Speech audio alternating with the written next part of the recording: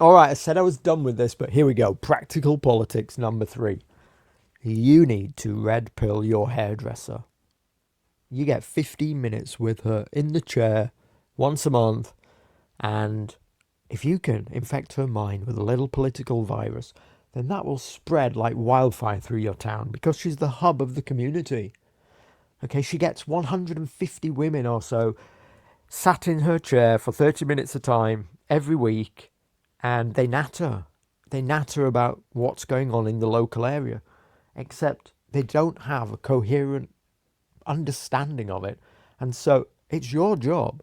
If you're a man with any kind of charisma at all, surely you can use those 15 minutes to direct their thoughts. They're jumbled up, they're jumbled up, incoherent women thoughts into something that gives them license to put the pieces together and figure out what the heck is going on, so that then you can then direct them into what to do about it. And I did this just the other day.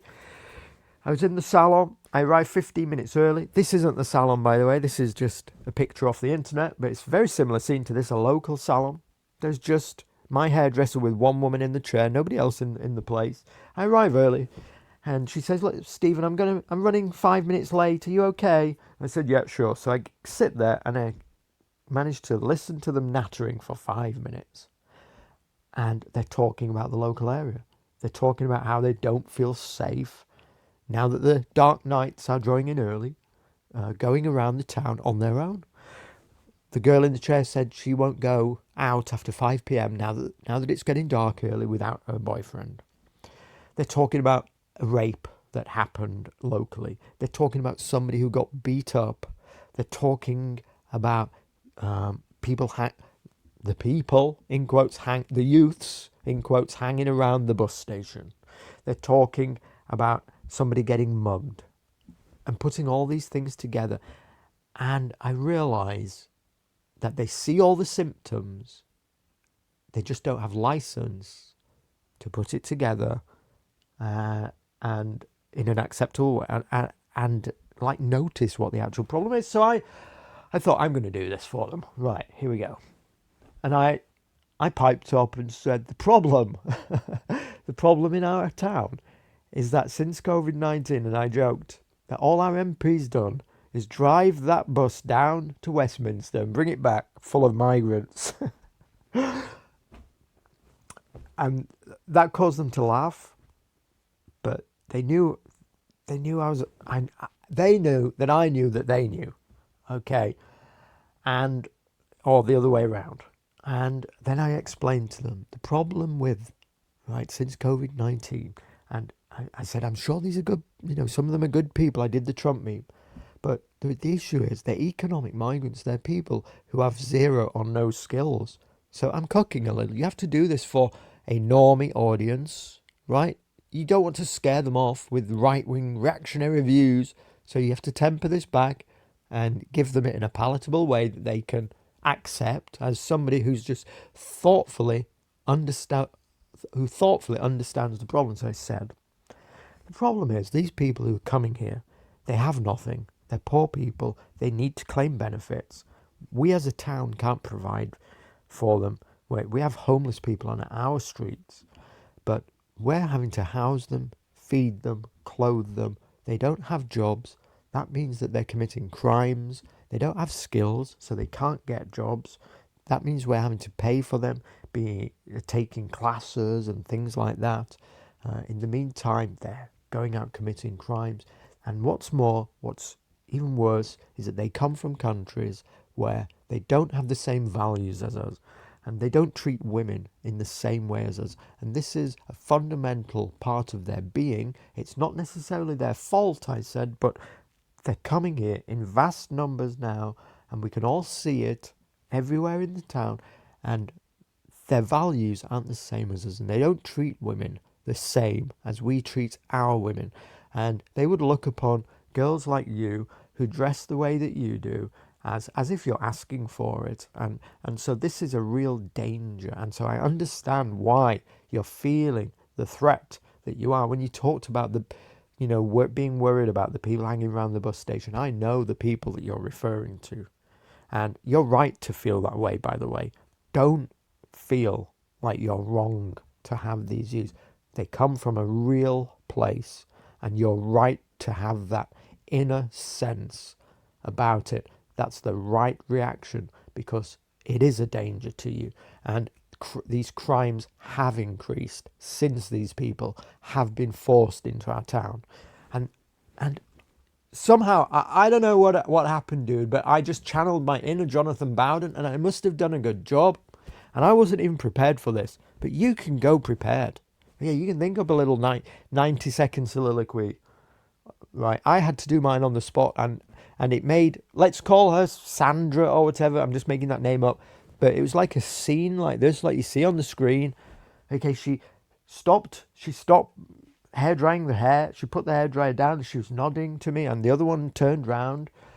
She was an older lady, actually, middle aged in the chair, a bit older than the lady in the chair on the screen, and I connected. You could tell I connected with them, and I'd given them license to put the pieces together, and I'd authorized the view in their mind that they knew the problem, but it was like political correctness had a stranglehold on their mind to be able to articulate it, and I'd named the problem for them and said it's okay to feel this way and to realize what the problem is. And then I said, so what are we going to do about it, ladies? What are we going to do? We can't just we can't just complain to each other about it. We have to take some physical action. And I'm not talking about like rioting or whatever, but I pointed out, I see some of these ladies down in London, with the migrant hotel protests. They're out on the streets protesting and stuff. Now, I said, and good on them. But what we need to turn this into is like political action. We need to throw out our MP at the next election, and we need to throw out the councillors in our area who are responsible for doing this to our town. And I pointed out, in our town, the only opposition that has the chance at the next election of doing this, and you're not going to like this if you're from the Anglo gang, because you don't believe that this is a politically sufficient option. I get it, but I said the only game in town, the only option that has a chance of electorally defeating our MP at the next election is the Reform candidate. They came second place last time. So we have to oust our MP, they have to be punished for what they've done, and they have to be removed. And we have to vote for the one who nominally is saying that they're going to do something about this. And that is the Reform candidate. That is Nigel Farage's party.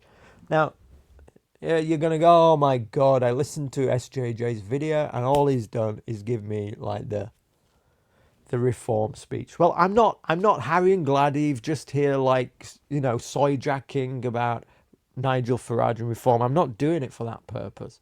I'm telling you, we have to think practically. It doesn't matter, like I said, about Rupert Lowe and whatever he's doing, or Patriotic Alternative and whatever they're doing, or whatever he's called, the Urbanator, whatever he's doing, or the British Democrats, or the English Democrats, or any of these irrelevant people. Okay, it doesn't matter, because the normie doesn't know who they are. These women can't do anything with that information.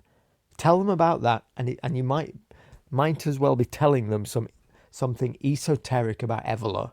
It's useless. Okay, give them the ammunition that they can use to give your hairdresser something that she can use towards practical change in the community, that she can give as a little mind virus to every other woman who comes and sits in that chair, and so she can say to her something simple and straightforward, like, I've had enough about what's going on in the town. I'm voting Reform at the next election, and I think we should all do the same.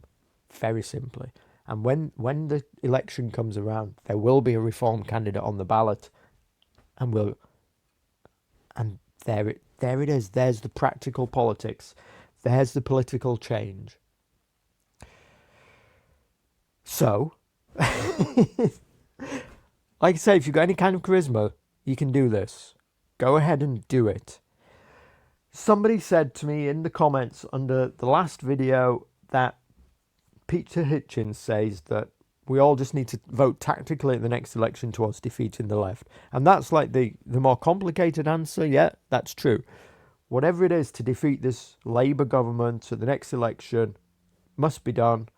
And so in your area, that will perhaps be a Conservative candidate. Hold your nose and, you have to explain to your hairdresser, you have to vote for the Conservative candidate. Or it might be Reform, whichever one of the two it is.